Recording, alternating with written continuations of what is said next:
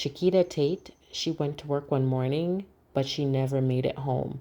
The next morning, her husband realized that something was definitely wrong, and so he called her family to ask if they had seen her. They said they hadn't, and then they told him he needed to go to her office to check on her. He went to her office that morning, but he couldn't get in, and so he called the police to come help him get in and told them that he hadn't seen his wife and he's worried. When the cops came and they went in, they found Chiquita dead in her office. It was obvious that it was murder. They phoned down to the bottom and they told Greg what happened. And Greg, he started screaming and crying. How could this have happened to his wife? He wanted to get in there to see her, but they wouldn't allow him to. And guys, buckle up because this is where the shocker comes in. So, who was Chiquita and who was Greg? Chiquita, she was born in Louisiana and her full name was Chiquita Tate. She was a well known lawyer who had built a successful career representing clients throughout Louisiana. And to many people, she appeared to have it all.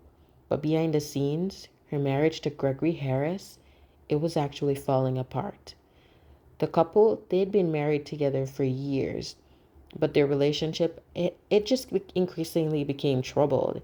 And according to investigators, arguments, tension, and the escalation of situation in their marriage, it just, pushed forward the deterioration. And Chiquita, she was preparing to move on with her life.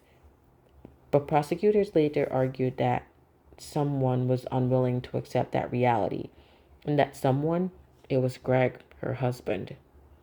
So investigators immediately began searching for the killer once they found Chiquita's body. It didn't take long for them to suspect her husband. And the police, they later learned that Greg had been at the office around the time of the murder. Witnesses placed him near the scene, and investigators, they uncovered evidence showing that he had confronted Chiquita shortly before the attack. Detectives, they also examined the couple's troubled relationship and found a potential motive. Greg was reportedly angry over the breakdown of the marriage, and he was angry at the fact that Chiquita wanted to leave. As the investigation continued, prosecutors built a case that Greg had gone to the office intending to confront his wife, and that was when the confrontation turned deadly. When the case went to trial, jurors heard testimony about the couple's relationship and Greg's behavior leading up to the murder. The evidence also placed him at the scene, and prosecutors argued that the killing it was intentional and driven by jealousy, anger, and just a desire to control a marriage that was ending. The defense they challenged parts of the state's case and argued that investigators had focused too heavily on Greg and they didn't check anywhere else to see if anyone else could have done it. But the prosecutors, they maintained that the evidence, it pointed exactly at Greg and it was overwhelmingly pointing in his direction.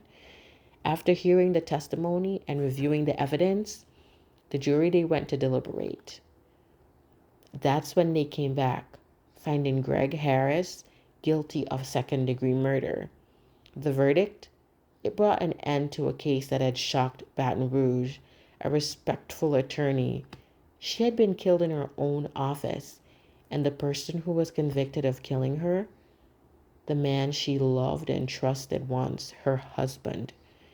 Today, the murder of Chiquita Tate, it remains one of Louisiana's most notorious domestic violence homicide cases, a tragic story of a successful attorney whose life was just cut short inside the very office that she had built her career.